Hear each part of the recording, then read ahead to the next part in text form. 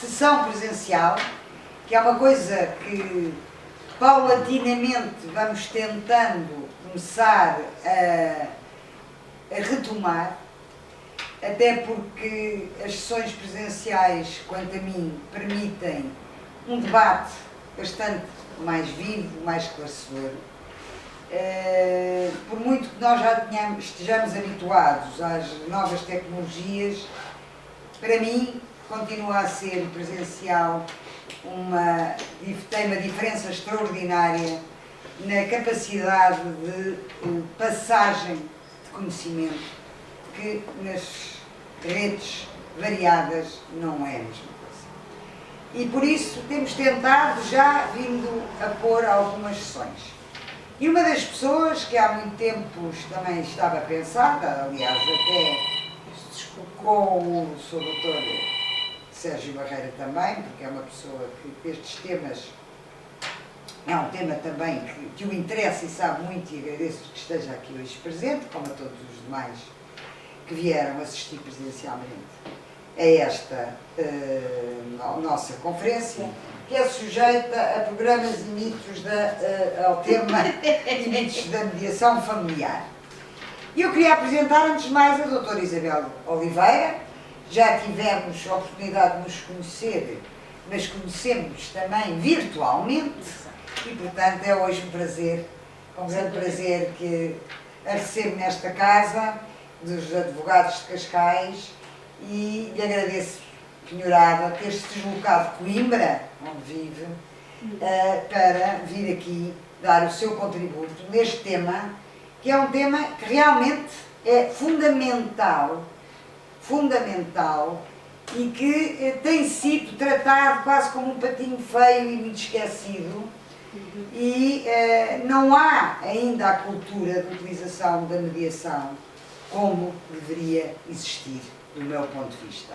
Eu sou uma defensora que o papel do advogado deve ser, antes de mais, de um mediador e só depois de um lutador. Eu sou filha de advogado que assim me ensinou que realmente o nosso primeiro papel era tentar unir as pessoas, encontrar os pontos de contacto e não estarmos logo de olhinhos postos naquilo que nos desunia os nossos constituintes. E é uma prática que não só os advogados hoje em dia utilizam pouco, como não se recorrem aos mecanismos que até legalmente já existem e que nos permitiria podermos utilizar mais vezes mecanismos de mediação. A doutora Isabel Oliveira é licenciada em Direito de Coimbra, o que tem uma grande importância, que é realmente uma escola de grande qualidade, e foi advogada entre 94 e 2008. Nunca se deixa de ser. Nunca se deixa de ser, porque fica-se sempre com a alma da toga. Fica. E é conciliadora já de grande renome, com vasta experiência na mediação, não só na mediação de conflitos, não só na área de familiar e escolar, onde tenho feito muitas conferências a que eu tenho tido a oportunidade de assistir, mas também na mediação de conflitos nas áreas laboral, civil e comercial, e até da propriedade industrial, que é um tema que eu também me interessa bastante e que desconhecia em absoluto que estaria também vocacionada para mediadora em conflitos de propriedade industrial. Tem inúmeras publicações e participações em muitas conferências e seminários, e penso que pode dar aqui um contributo muito grande a todos nós, no sentido de escalpelizar o que de bom e de mau a mediação, no fundo, pode nos ajudar na nossa vida profissional, e que, mais do que tudo, o que pode ajudar para a persecução daquilo que todos nós queremos, que é a justiça. Muito obrigada. Ok, eu propus-lhes aqui este tema por uma razão. Vamos falar em paradigmas e mitos, e vamos falar neste sentido. Isto aqui não está para miúdos, não está para miúdos, mas também isto é mais ou menos para acompanharmos os títulos, não tem grande impacto. Mas digamos que vamos falar do que é que são falsas representações sobre a mediação e do que é que, com alguma responsabilidade, se quiserem, ou imensa responsabilidade da parte dos mediadores, passaram a ser alguns mitos e alguns paradigmas, alguns padrões que se fala muito sobre mediação, mas que na realidade depois desaponta quem vai utilizar a mediação. Principalmente quem vem da área judicial e diz assim, bom, mas isto não bate certo nem com aquilo que está na lei, nem com aquilo que dizem que é. E portanto é assim, eu hoje não vos venho falar aqui nem da lei, vocês sabem mais disso que eu, não vos venho falar de princípios. Só queres fechar ali a luz, não se importa, aqui? Aqui? Sim. Claro. É capaz de ver melhor, bem melhor.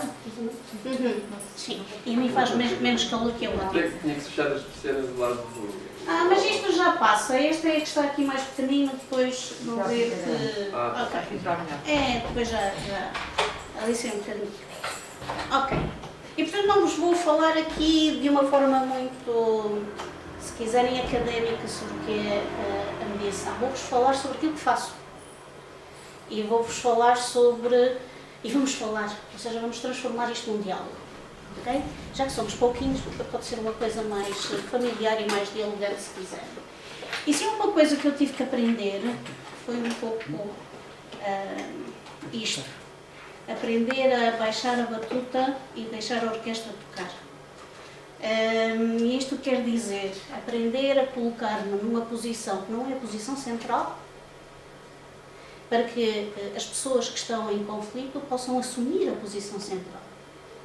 E isto tem a ver com um conceito essencial na mediação e na mediação familiar ainda mais, que é a autonomia da vontade. A autonomia das pessoas para se comprometerem com o processo e para se comprometerem com as decisões que saem desse processo. Mas já lá vamos. Deixem-me começar com o meu primeiro. Eu já não sei, este se lhe chama mito, se lhe chama paradigma. Mas as pessoas dizem muito isto, e então, na publicidade do Ministério da Justiça, o simples, barato e rápido é uma coisa que me incomoda. Ok? Fica gravado, não fica? Depois podemos partilhar. Que é para eles também precisam de ouvir isto. Estão a ver? Pronto, eu já estou a ser deslocada na branca, é mesmo faz parte de mim. E porquê? Os conflitos familiares são naturalmente complexos. Podemos falar de um processo simplificado, porque em termos de forma, ou seja, de formalidade do processo, sim, é mais simples. Mas não confundamos formalidade com a simplicidade daquilo que se faz. Porque não é simples. Mexemos com questões muito complexas na área da família. E mexemos com uma questão ainda mais complexa, que somos nós. Quer como advogados, quer como mediadores, ou como juízes, ou como procuradores. É assim, todos temos família. E todos temos uma ideia e uma imagem do que é a família. E muitas das vezes a complexidade de trabalhar com conflitos de família começa em nós. Ou seja, na complexidade da nossa escuta, na interferência de quem somos, de como aprendemos e de como vivemos a família, na forma como escutamos as famílias que estão em conflito. Essa é a primeira complexidade. A segunda complexidade é que temos que lidar com várias e diferentes variáveis quando trabalhamos com família, e vocês sabem isto. Ou seja, e a variável emocional é uma variável muito forte. O que aumenta automaticamente a complexidade da escuta, aqui já não a nossa, mas da escuta que nós queremos que eles tenham para poderem estabelecer compromissos e chegar a decisões. E aqui eu retiraria, aumentaria, se quisesse, a problemática. Porque é que também não é um processo simples. O que é simples? Na realidade, eu costumo dizer isso aos meus clientes. Costumo dizer-lhes que não há soluções simples. há problemas sérios. Porque quando as pessoas estão em conflito, estabelecem um conflito, digamos que há uma coisa que algumas pessoas que estão aqui já me ouviram falar muitas vezes disto, não é? Mas há um achatamento da história. Pensem no último problema que tiveram, familiar ou não, e de quantas vezes já o contaram. E de que quando vão contar a seguir, o que é que já retiraram dessa história? E porquê que retiraram? Quando as famílias vossas clientes chegam aos vossos escritórios, chegam com uma história completamente achatada, onde temos 3, 4 ou 5 pontos essenciais para elas, que justificam a sua posição, as tornam pessoas virtuosas. Eu tenho razão, a culpa é do outro. Se eu agir de uma determinada forma, foi porque o outro me levou a agir assim.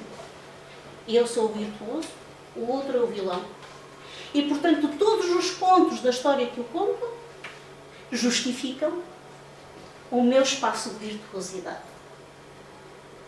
Isto aumenta a complexidade do nosso trabalho.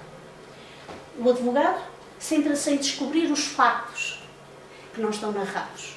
O mediador centra-se em perceber como é que esta narrativa é construída, não apenas a partir da factualidade, não apenas a partir dos interesses que as pessoas tenham, mas também e essencialmente a partir de como é que ela aprendeu a construir essa história. O que é que, na realidade, afeta essa história. Qual é o seu contexto social, o seu contexto cultural, o seu contexto pessoal? Como é que o conflito afeta a sua vida? E a sua vida numa perspectiva sistémica. Quando olhamos para o conflito desta forma, aquilo que eu quero introduzir na mediação não é simplicidade, é complexidade. E porquê que vamos introduzir complexidade? Porque vamos tornar as pessoas virtuosas, em que cometem erros também, e também cometeram erros que afetaram o outro. E os vilões, se calhar em algum momento foram virtuosos. Para isto precisamos de introduzir complexidade na história, não linearidade. A linearidade já vem com ela. Imaginem que isto é mais ou menos como transformar um daqueles dramalhões tipo telenovela mexicana ou venezuelana, não é? Em que as personagens são todas muito estereotipadas, e no conflito, a forma como nós falamos sobre as pessoas é muito estereotipada, para transformar isto, digamos, numa tragédia grega, com muito mais conteúdo, não é? Com muito mais contexto, onde vamos ver valores que as pessoas trazem, a sua identidade, a sua personalidade, como é que elas se sentem e, essencialmente, como é que elas comunicam. E, portanto, a mediação é um processo simples? Não. Descobri isto na minha primeira mediação. Rápido e bom não há quem. Ou rápido e bem não há quem.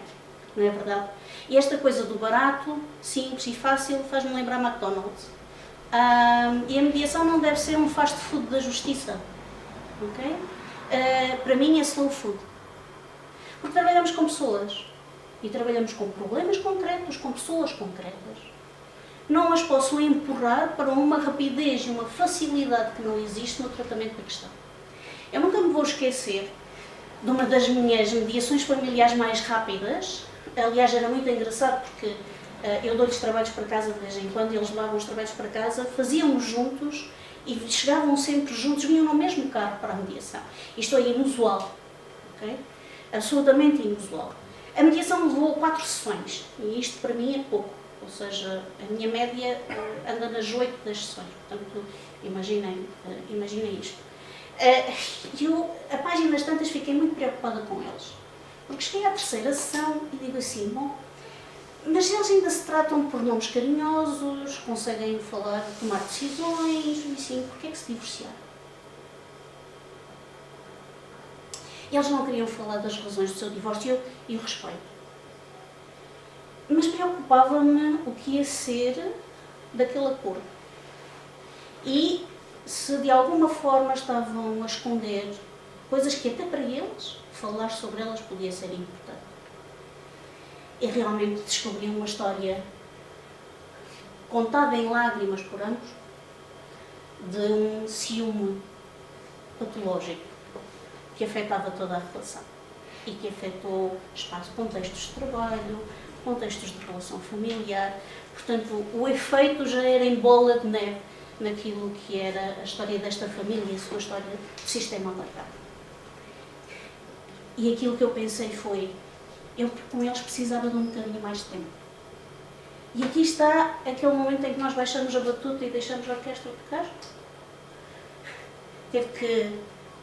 Aquilo que valorizei foi, eu tenho que lhes dar o espaço que eles querem, o tempo que eles querem, mesmo que seja menos tempo, porque aquilo que eu tenho que lhes dar é um espaço de autonomia. E se eles conseguirem ser responsáveis neste espaço de autonomia, ótimo. Passado 6 meses, recebi um e-mail. E nesse e-mail ela dizia-me algo que me deixou, que me ficou muito, muito registado. Que ela dizia, eu pensava que isto ia ser um processo fácil, simples, rápido. Não imaginava que falar sobre o fim da nossa relação fosse tão doloroso. E ainda assim, conseguimos fazê-lo num espaço de segurança, conseguimos tomar as decisões que tínhamos de tomar para mantermos em segurança as pessoas mais importantes para nós, são os nossos filhos. E dizia-lhe ela, não há dinheiro que pague isto. Portanto, o que ela descobriu passado 6 meses é que o processo que ela começou, pessoal, dentro da mediação, teve continuidade. É por isso que eu não gosto de falar da mediação como um processo para resolver conflitos, e muito menos da mediação familiar. Porque o conflito é uma coisa dinâmica. Ele não se resolve. E a gente põe uma tampinha e o conflito está resolvido. Não. O que acontece é que alteramos, ou seja, nos processos de diálogo, podemos alterar a dinâmica do conflito. Provavelmente, em alguns padrões dessa dinâmica, podemos inclusivamente mudá-los de tal forma que eles não se repetem. A qualidade deste trabalho na mudança da dinâmica da relação é aquela que permite o quê? Que o compromisso feito sobre o acordo tenha possibilidade de continuar. Mas em família, e então quando falamos em regulação de responsabilidades parentais, pensem nisto, o compromisso sobre o acordo é algo, sobre o acordo escrito, é algo que tem uma vida muito curta. As crianças crescem, a vida muda, transforma-se, tivemos Covid, temos agora inflação, estas pequenas coisas que mudam a dinâmica das famílias e das relações, porque têm impacto. Se pensarmos nisto, não vamos querer, quando a criança tem 16 anos, e tem neste momento um processo mais ou menos neste sentido, que se continue a cumprir os convívios que foram decididos há 8 anos atrás. Neste momento tem um jovem adolescente, a caminho de ser um jovem adulto, a fazer exigências diferentes sobre a sua vida. O que é que interessa quando trabalhamos as relações em mediação familiar para gerar compromissos?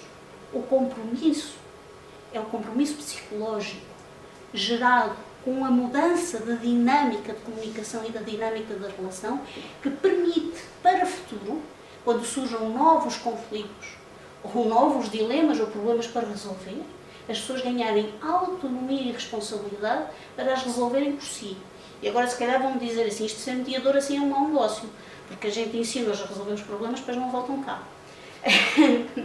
A verdade é que voltam. Quanto mais não seja, às vezes, para voltarem àquele que sentiram que era um espaço de segurança para conversar. E este é um espaço extremamente interessante. É barato. É barato no sistema público. No privado, eu não sou barata. Aprendi uma coisa que é: o trabalho deve-se pagar por aquilo que ele é. E as pessoas têm que se responsabilizar pela resolução e pela participação na resolução dos seus problemas. E às vezes aquilo que eu sinto é que quando oferecemos algo gratuito, as pessoas utilizam como se fosse algo para usar e deitar fora. E eu caio... Alguém está vivo? Ok. Veio dar um aviso para dizer: Isabel, fala menos e Às mais. Não é um processo, nem pode ser um processo barato neste sentido. Eu defendo, pessoalmente, que as pessoas deveriam pagar, mesmo no sistema público, pelo processo, aquilo que fazem ou que gastam de tempo ao processo. E quem não pode pagar, não paga. Da mesma forma que o apoio judiciário deveria funcionar. E isto porquê? Agora meter aqui um bocadinho de... Os mediadores são muito mal pagos. O apoio judiciário, como é que funciona? Mas uma mediação familiar rende a um mediador um processo inteiro 210 euros.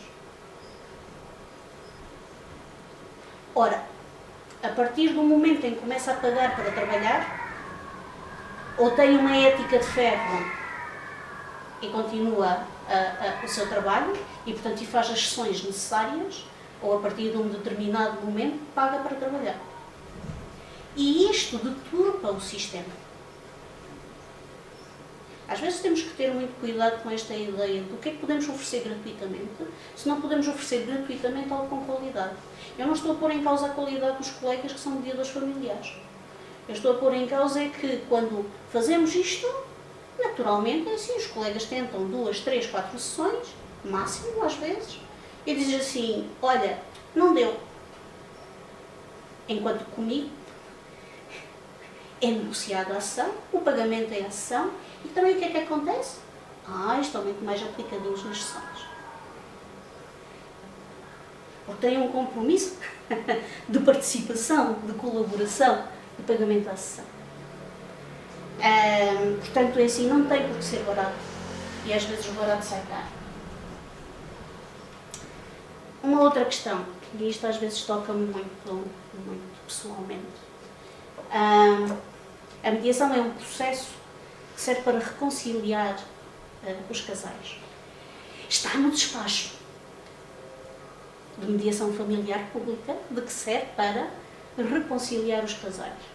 Eu não vos vou dizer que em mediações familiares feitas por mim, já reconciliei muita gente, apesar de não ser esse o meu objetivo. Aliás, eu dificilmente tenho objetivos, porque os objetivos não são meus. E isto às vezes pode ser muito confuso explicar, não é, Branca, aos colegas advogados quando eles digam assim, os objetivos são deles, não são meus. O meu trabalho é que, e isto é uma coisa que eu normalmente digo logo a abrir, é que a nossa primeira ação sobre o conflito é perceber melhor. Porque o conflito não é uma coisa de uma variável só. E um conflito familiar para uma regulação de responsabilidades parentais não é a regulação das responsabilidades parentais. A regulação é um conjunto de questões a que aquelas pessoas têm que dar resposta, mas o conflito reside naquilo que eles não discutem, naquilo que não falam, mas que deixam uma pedrinha no sapato, não é? E que não lhes permite tomar essas decisões, porque vivem num contexto de acusação mútua, desconfiança, desresponsabilização pessoal, responsabilização do outro e culpabilização do outro. E isto não tem apenas a ver com aquelas questões típicas, formais, que eles têm de encontrar resposta. O problema está, às vezes, muito antes disto. E isto, às vezes, gera alguma confusão. Porquê? Porque, naturalmente, se os advogados vão atrás dos fatos, eu, como mediadora, não vou atrás dos fatos. Se eu quero que eles sejam autónomos, independentes e responsáveis para por si encontrarem soluções, eu não posso transformar aquele diálogo num debate baseado na argumentação sobre se aquele facto existiu ou não. Eu tenho que trabalhar o quê? O contexto da relação primária, ou seja, eu tenho que conseguir ter um espaço em que eles confiem, em que se sintam seguros, para voltarem a falar um com o outro e a sentir mínima empatia um pelo outro. Para depois poderem eles tomar as suas decisões, senão nunca as tomarão. Isto funciona sempre? Não. Claro que não.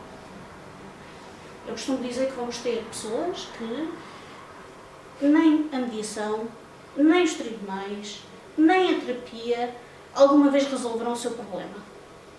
Porque a sua relação reside na sua forma de estar com o problema. Ou seja, vivem apaixonados pelo conflito que têm pelo outro. Retirar-lhes isto às vezes é colocá-las num vazio terrível. Portanto, o meu espaço de trabalho é naturalmente um espaço de trabalho diferente do advogado. E às vezes, assim, conseguir que entendam que aquele é o meu espaço de trabalho e que eu não vou colocar-me logo perante o problema, mas antes me vou colocar perante a relação e tentar complexificar os aspectos de comunicação nessa relação e tentar complexificar o problema ao ponto de conseguir entendê-lo nas suas diferentes variáveis. Porquê? Porque um conflito, normalmente, quando surge, e se calhar vocês agora poderão estar a pensar em alguns clientes que já acudiram a vós e que a primeira coisa que fazem é sentar-se a falar mal do outro. E o que é que o outro fez? E o que é que não fez? Eu estava aqui a lembrar-me de algumas coisas, como um processo que eu tive que chegou à mediação 5 anos depois de entrar em tribunal. E uma das coisas que estava no processo era que a mãe deixava ir a criança com as calças sujas e as sapatilhas rotas para a escola. Este era um facto. Era um facto que tinha entrado em tribunal há 5 anos atrás. 5 anos depois, ainda argumentavam a mesma coisa. E isto é uma coisa que nós fazemos quando nos centramos de tal forma no problema, que nós conseguimos fazer o quê? Que as pessoas saiam do problema, ganhem perspectiva sobre ele e possam ter uma imagem ampliada, se quiserem, uma nova compreensão sobre o problema. Portanto, a ver, o nosso trabalho começa a ser diferente. Porque se eu estiver sempre a bater na mesma história, e se estiver sempre a fazer perguntas sobre então e quem é que disse que levava as calças rotas, e como é que soube, e em que dia foi isso, e eu vou sempre a 5 anos atrás, mas na realidade hoje, provavelmente, as situações são diferentes. Se não falam do hoje, percebem? É porque então alguma coisa está mal nesta narrativa que às vezes, em tribunal, têm tendência para se cristalizar e não conseguimos sair daqui. Esta é uma responsabilidade de todos nós, dos mediadores também. Dos mediadores que chegam à mediação e perguntam, então, conte lá a sua história. Eu chego à mediação e não os deixo contar a história. É uma coisa, uma luta logo imediata comigo. Que a primeira pergunta que eu lhes faço é qual é a sua esperança para o processo. E não os deixo sair dali enquanto não me mostram, ou não me demonstram que têm uma esperançazinha. E eu costumo dizer, isto não é uma esperança de dar. É aquela esperança de que é necessário construir um caminho para atingir um objetivo e que esse objetivo é positivo.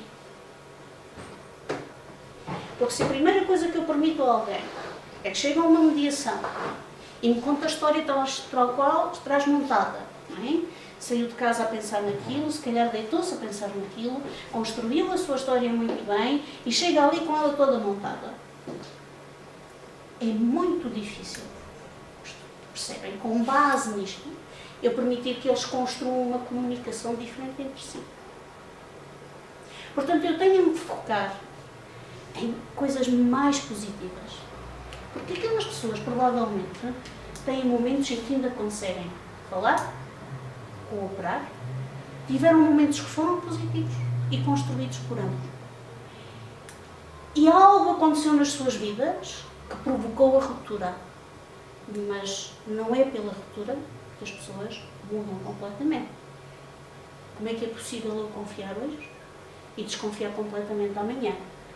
Claro que há aqui, às vezes, outro tipo de processos e outro tipo de histórias que também têm a ver muito com a nossa cultura, quando, por exemplo, entram histórias de traição. E a desconfiança da relação interpessoal, mas depois transmite-se a desconfiança no cuidado sobre as crianças, por exemplo. Portanto, quando nós pensamos nisto, ou seja, quando eu estou a escutar estas histórias, interessa-me perceber como é que as construiu. Quem é que lhe disse que era assim?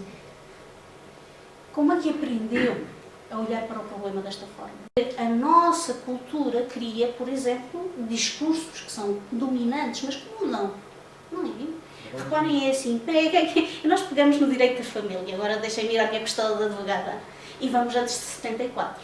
E agora vamos ver como tudo mudou neste conjunto de anos. Isso, se calhar, a família é talvez aquele foco em que nós nos permitimos dizer: uau, que mudança! E ainda assim, há histórias, eu diria, histórias dominantes, ou valores e princípios dominantes nas relações entre as pessoas que não mudaram assim tanto. Enganem-se. E temos tendência para substituir uns paradigmas pelos outros, continuando a fazer uma coisa que é não escutar aquilo que é necessário para as crianças e às vezes não escutar aquilo que é necessário para as pessoas. E, portanto, viemos substituir aquela ideia do pai, pater famílias, que tomava decisões, pela ideia da mãe que é a protetora e a educadora, para depois, agora, o pai também é protetor e educador e também pode ser primeiro cuidador, e de repente substituímos um paradigma por outro. E agora, antigamente, residência alternada nem pensar, e agora residência alternada sempre. E sabem o que é? A substituição de um paradigma por outro mantém-nos surdos. Porque não damos espaço a perceber. É exatamente que aquelas pessoas percebam qual é a sua realidade. Se o podem fazer ou não. E que os tribunais também escutem essas realidades. Não é pela questão de agora, e desculpem assim, e eu tenho boas experiências com clientes de regulações de regulação e de residência alternada, mas também tenho mais experiências. Eu tenho um casal que chega ao pé de mim e diz assim: Isabel, o que é que vamos fazer? Porque a minha filha diz que está cansada disto e quer outra coisa. Aquilo que eles dizem assim: vocês são os pais, conseguem entrar em acordo sobre isso? Qual é o problema de mudarem se estivessem juntos? Ninguém iria interferir na vossa decisão? Desde que salvaguardem aquilo que é o interesse dela, as suas necessidades, o seu bem-estar físico e psicológico. São os pais, têm autonomia para fazer. Fizeram. E isto é assumir que as pessoas têm capacidade e competência para resolverem os seus problemas, educar os seus filhos. E não é uma ruptura que lhes retira estas competências. As competências que retira são de outro teor. Tem a ver com, reparem, não sei se aqui alguém já passou por um divórcio ou por uma situação similar. Então, entramos num processo de conflitualidade, não apenas com o outro, mas às vezes com nós próprios. Entramos num processo que pode ser doloroso, que precisa de um momento de luto. Quando temos crianças, a regulação das responsabilidades parentais é feita e decidida num momento em que alguns estão em pleno luto a começar o seu luto da relação e em que outros ainda nem sequer conseguiram convencer-se que estavam a viver a situação. Tomar decisões quando eu estou neste turbilhão é extremamente difícil. E aqui o espaço de segurança, percebem? De segurança também emocional, que a mediação pode oferecer, para que, de alguma maneira, as pessoas encontrem um caminho, uma motivação para encontrar uma solução. Uma motivação para perceberem o seu sentido, se quiserem, de vida. Que parece que, ao perderem uma relação, ao perderem um espaço da sua identidade, já não são o companheiro, o esposo, a companheira ou a esposa de...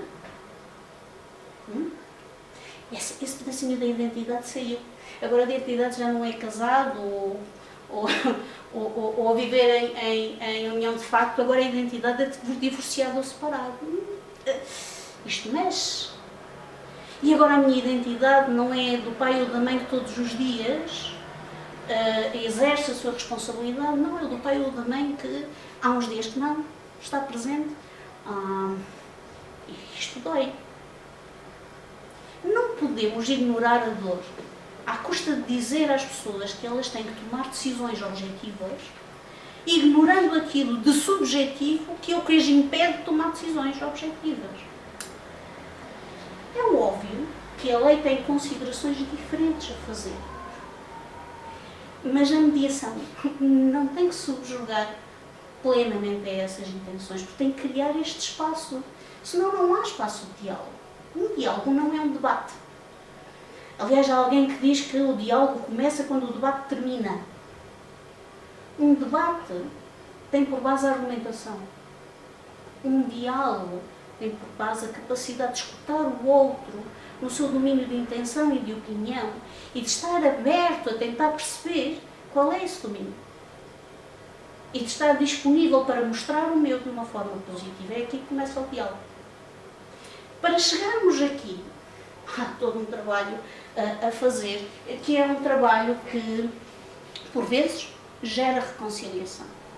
O que eu vos posso dizer é assim, eu não trabalho depois nos passos da reconciliação. Pessoalmente, acho que quando se reconciliam, a terapia de casal é muito mais apropriada para resolverem até algumas questões que estavam na base da sua possível ruptura, do que propriamente o espaço de mediação, ou até a própria formação do mediador, que poderá estar verdadeiramente formado para trabalhar aspectos da reconciliação que podem ser importantes ou não. Isto nós temos que ter em... Depois, algo que eu passo a vida a ouvir, que é a mediação não é possível quando não há comunicação entre as partes. Descuidem, há sempre. Quando se insultam, é comunicação. Quando estão em silêncio, é comunicação. Quando se insultam em silêncio, também. Às vezes só por pensamento. Há comunicação, ou seja, não é possível não comunicar. A falta de resposta tem um valor na comunicação.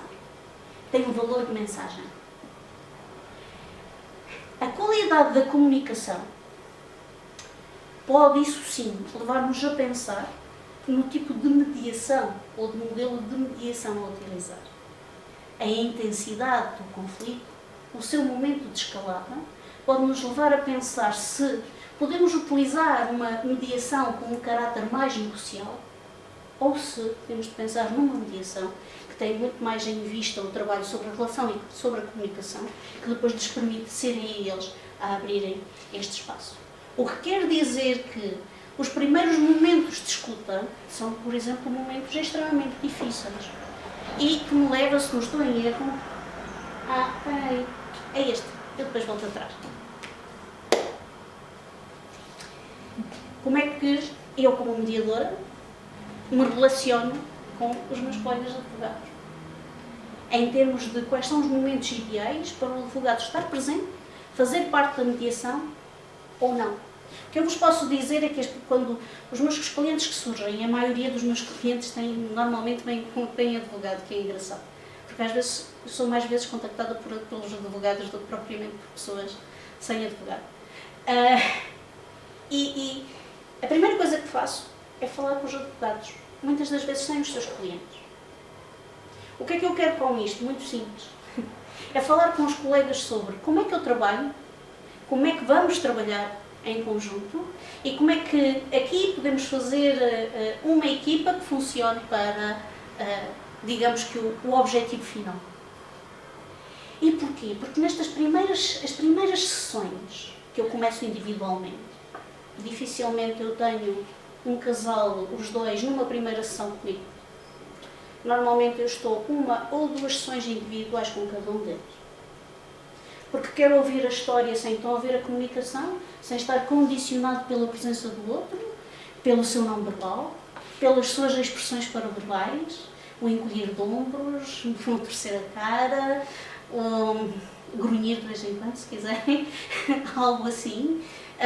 Eu quero ouvir essas histórias sem a presença, sem o poder da presença do outro. E às vezes também não quero o poder da presença do advogado aqui. E obviamente que falo com o advogado. Nós podemos dizer, é assim, quantas vezes o advogado se sente na pele de um padre. Não é que houve a confissão. Mas como na confissão as pessoas mentem, não é? Até na confissão elas mentem.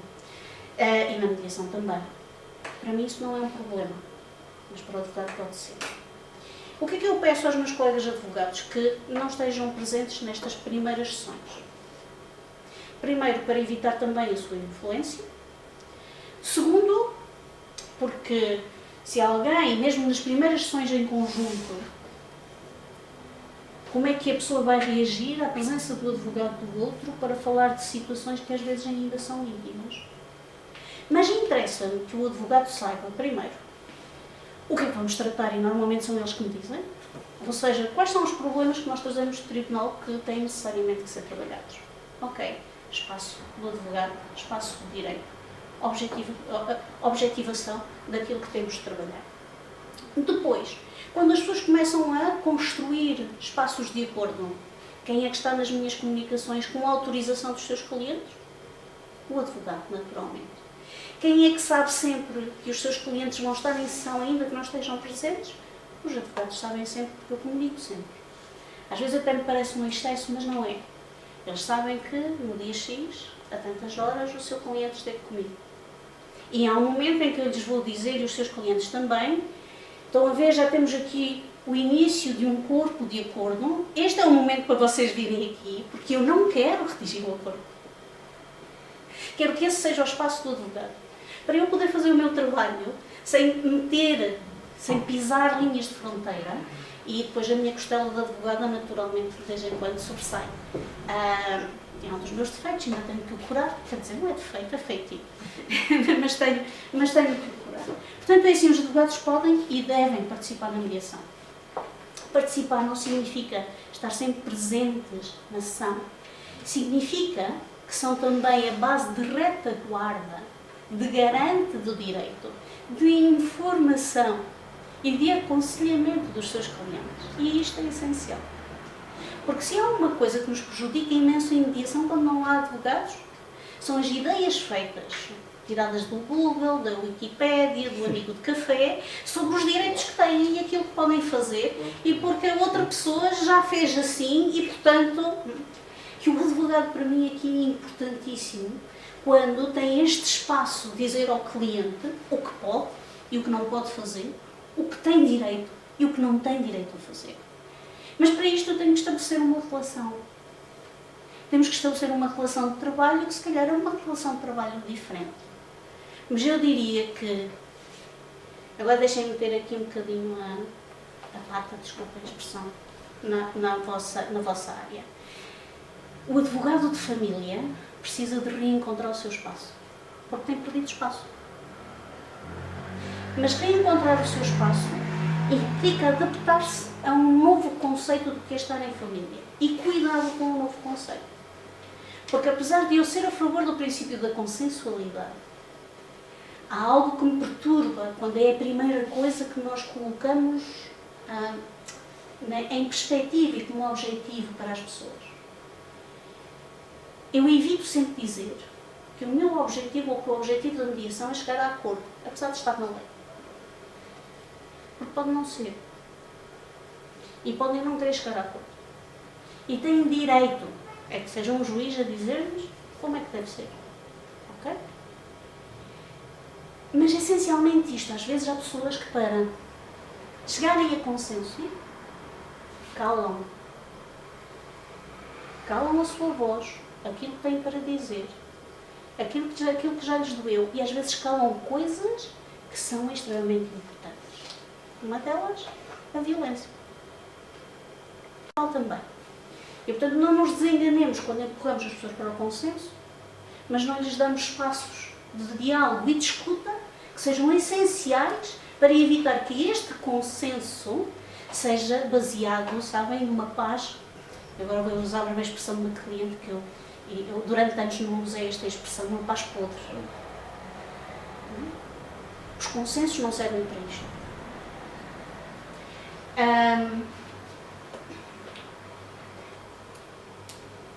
A mediação não funciona quando o conflito é muito complexo, então também não precisam de nós quando o conflito é simples.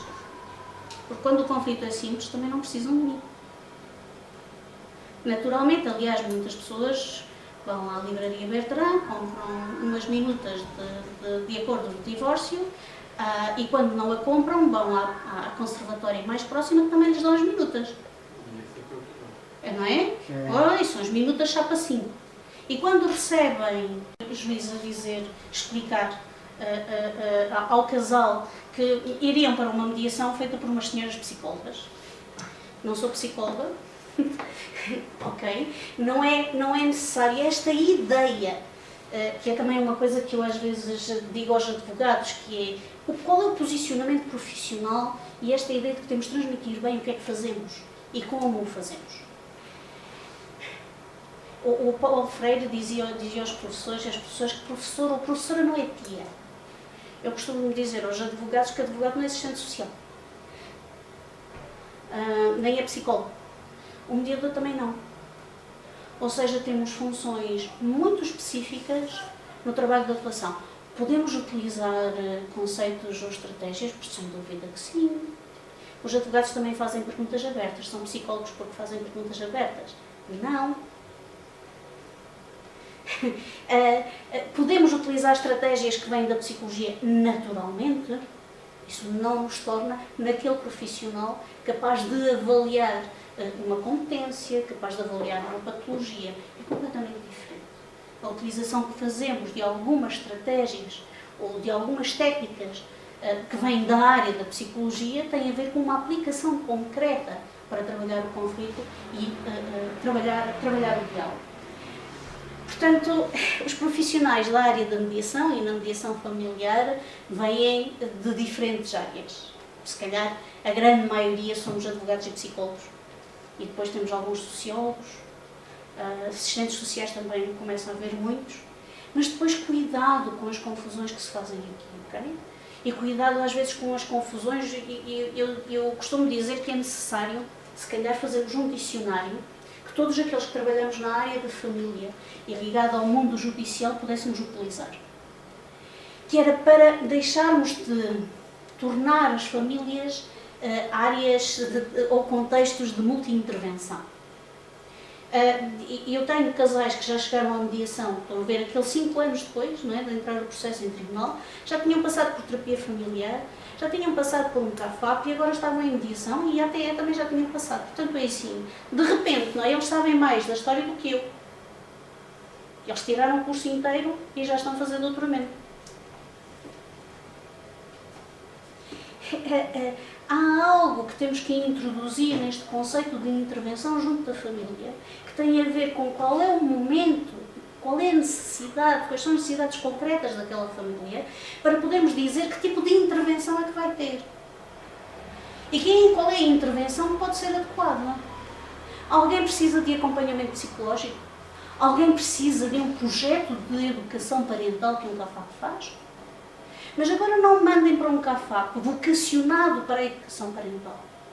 Dizer-lhes que vão fazer mediação familiar. Ou não mandem para a terapia familiar a pensar que eles vão fazer mediação. Ou não mandem para a mediação a pensar que vão fazer terapia. Precisamos aqui de construir, sabem, um dicionário que todos entendamos de para que é que serve. Desculpem, cada macaco no seu galho. Então o que é que cada macaquinho faz nesta área? Mas também é preciso perceber, pelo menos quando funcionamos num processo judicial, se o tribunal também acompanha todo este dicionário.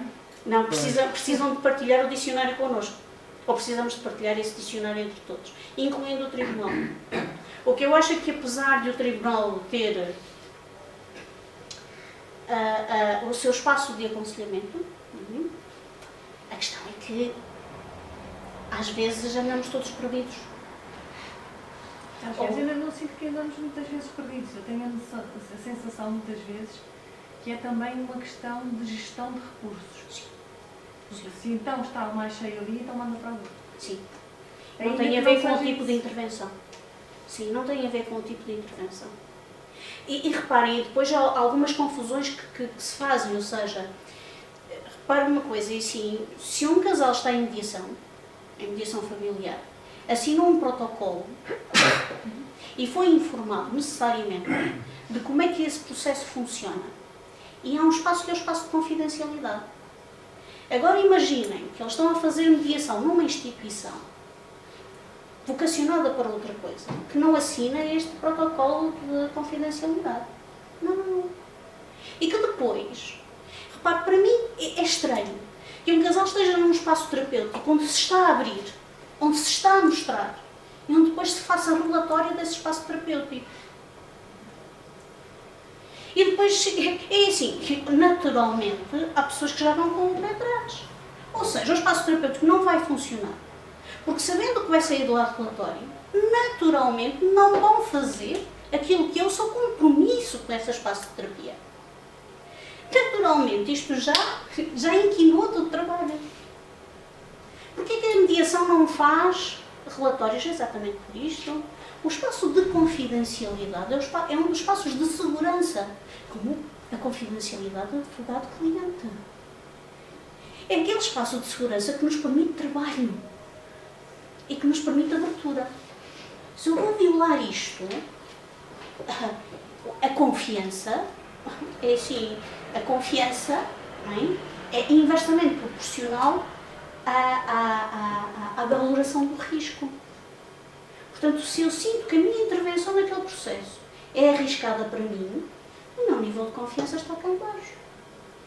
Eu tenho que diminuir este risco de externalizar ou de tornar público aquilo que a pessoa está a viver, para que ela possa elevar o seu nível de confiança no processo e no mediador. Fazer um relatório sobre aquilo que vocês disseram, e eu já vi um relatório de mediação numa instituição, dizendo que a pessoa disse. Eu digo, mandei as minhas mãos à cabeça e disse assim, não, e assim estão a confundir aqui os passos. Não pode ser. Doutora, o que é que fez o Tribunal numa situação dessas, quando recebeu o relatório? O Tribunal estava... É confidencial, mediação. Como Pois, tal, devia ser desentranhado.